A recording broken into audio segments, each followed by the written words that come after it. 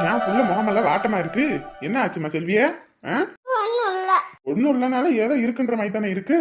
என்னமாச்சு சொல்லு, உடம்பு கிட முடியலையா? ஒன்றும் இல்ல. ஒன்னும் இல்லனா என்ன அர்த்தம்? ஏதனாலும் சொல்லுமா. பள்ளிக்கூடத்துல பிள்ளைங்க அழைச்சு பிடிச்சிங்களா? டீச்சர் இருந்து திட்டி விட்டாங்களா?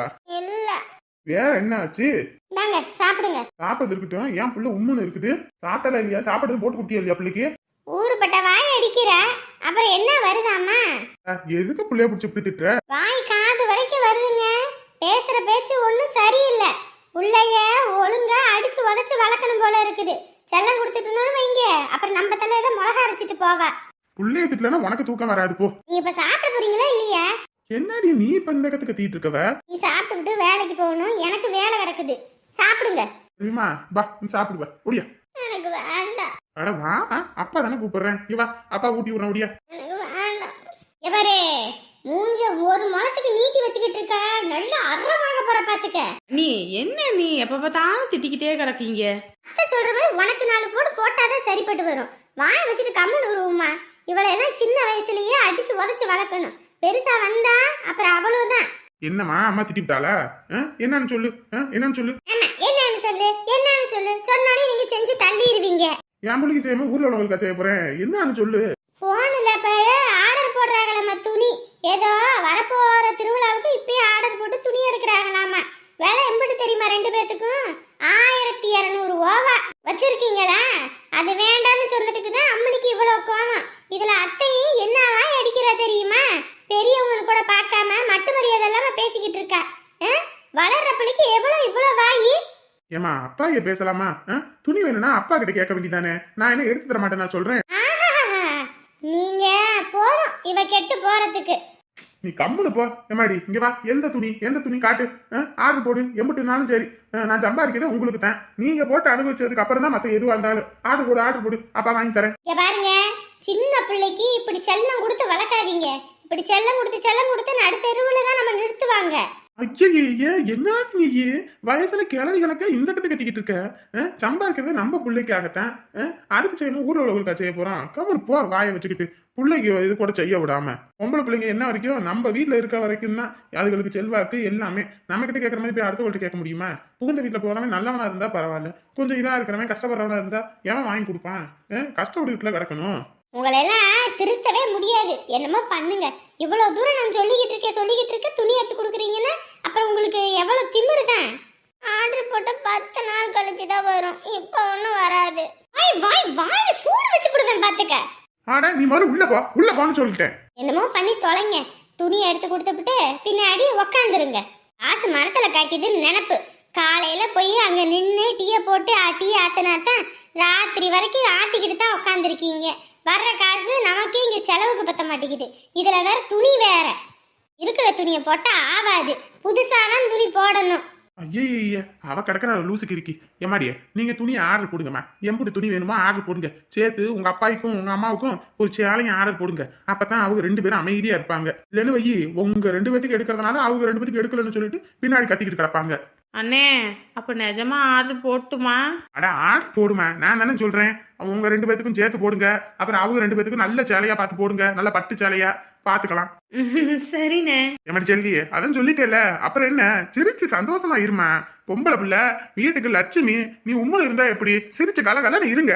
சும்மா எதுனாலும் உங்க அம்மா கிட்டையும் உங்க அப்பா கிட்டையும் சொன்னா இப்படிதான் சண்டைக்கு வருவாங்க. எதுனாலும் அப்பா கிட்ட சொல்லுங்க, நான் வாங்கி தரேன். அப்புறம் நான் எதுக்கு இருக்கேன்?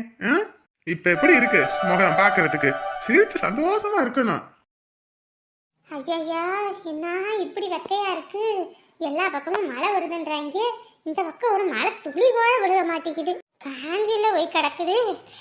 அப்பா அம்மா. வெளியே போய் விளக்கமாரி எம்பிட்டுன்னு கேட்டா 35 ரூபா 45 ரூபான்றாங்க. அம்மாடி அம்மா. இங்கிட்டு விழுந்து கிடக்கிற மட்டையை எடுத்து 4 இழுப்பு இழுத்தாலே போதும், விளக்கமாறு வரப்போகுது. அதை விட்டு காசு கொடுத்து வாங்குறதா? ஐயோ எம்மாடி மர்மவுல கொஞ்சம் குடிக்க தண்ணி கொண்டு வா. அம்மா தண்ணி கேக்குறாங்க, மோந்து கூட. என்னத்த காலையில ஒரு பக்கம் விடியறதுக்கு முன்னாடி எங்கிட்டு போனீங்க? நான் தோசையை ஊற்றி வச்சுட்டு பார்க்குறேன், ஆளையே காணோன்னு. அப்புறம் நான் ஆறி போயிடணும்னு சாப்பிட்டுட்டு சரி வந்தோடனே ஊற்றி கொடுப்போன்னு பார்த்தேன். என்ன பண்ணீங்க என்ன வரைக்கும்? ஆட இல்லைம்மா, வயிறை வலிக்கிற மாதிரி இருக்குன்னு சொல்லிட்டு அப்புறம் அப்படியே காட்டு பக்கம் பார்க்கணும் போகணும்னு போனேன். அங்கிட்டு தான் அந்த மட்டை எல்லாம் விழுந்து கிடந்துச்சா, சரி இந்த ஓலையெல்லாம் இருந்துச்சு, சரி அதெல்லாம் கிழிச்சு போட்டோம்னா விளக்கு மாத்துக்கு ஆகும்னு தான். வெளியில தான் சீமாரி எவ்வளோன்னு கேட்டால் 45 ரூபா 55 ரூபான்றாங்களே.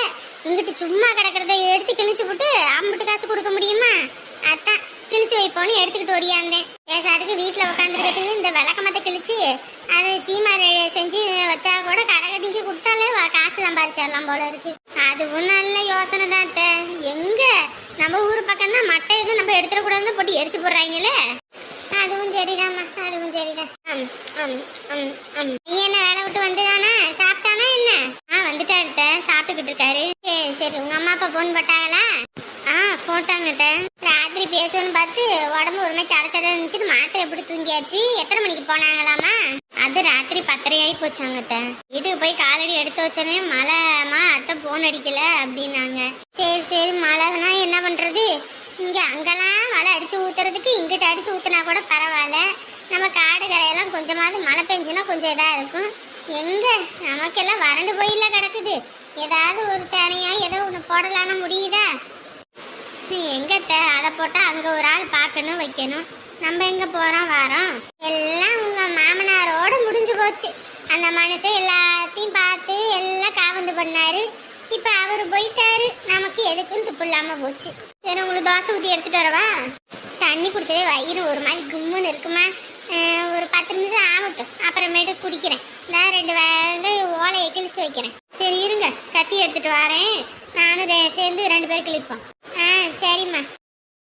Row row row row row தூங்குடா தூங்குடா, தூங்காம ஏன்டா படுத்துற?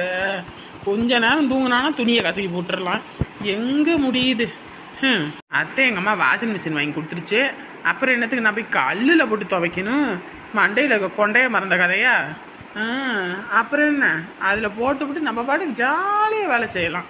ஏடி மருமவளே, கத்தாதீங்க, பையன் முழிச்சுக்க போறான். வாஷிங் மிஷின் எல்லாம் பிரிக்காத சரியா? கல்லுலே துணிமணியை துவை. கல்லுல துணிமணி துவையா? அப்புறம் எதுக்கு எங்க அம்மா வாங்கி கொடுத்துருக்காங்க? துவைக்க தானே வாங்கி கொடுத்துருக்கு. அடியே, விற்கிற விலைவாசி என்னன்னு தெரியுமா? அதுவும் இல்லாம மிஷின்ல எல்லாம் துணிமணி போட்டோன்னு வை, உடம்புக்கு வேலை இல்லை. அப்புறம் உடம்புல நோய் வந்து தாண்டி கிடக்கணும். அதனால அதை அப்படியே வை, கடையில கொடுத்து காசு வாங்கிக்கலாம். கடையில கொடுத்து காசு வாங்குறீங்களா? அப்ப எனக்குன்னு எங்க அம்மா கிட்ட எதுக்கு சொன்னீங்க? என்னடி இப்ப குரல வசத்துற? எதுக்கு இப்ப குரல வசத்துற? 4 பேர் முன்னாடி உங்க அம்மா அசிங்கப்பட்டக்கூடாது, அதுவும் இந்த முனி அம்மாவோட சம்பந்தி அசிங்கப்பட்டக்கூடாதுன்னு தாண்டி பொருள் எல்லாம் வந்து இறக்க சொன்னேன். பார்த்தல்ல எம்பிட்டு சீர் வரிசைன்னு சொல்லிட்டு வாயை பொழந்துட்டு போனாளுகன்னு ஊருக்காரிவெல்லாம். அதுக்காகத்தான். அதுக்குன்னு நீ போட்டு எல்லாம் ரிப்பேர் பண்ணி போடுவேன். விற்கிற கரண்ட் பில்லு ஊருப்பட்ட கரண்ட் பில்லு இப்பயே வருது. அதை போட்டு அம்மனிக்கு காலாட்டிக்கிட்டு சொகுசா உட்காந்துக்குவேன். நீ செய்யற வேலையும் 1-2 வேலை தான். அந்த வேலையிலையும் துப்பு இருக்காது. இதுல வாஷிங் மிஷினை துணியை போட்டீங்கன்னா இன்னும் கீழே கீழுன்னு தான் இருக்கும்.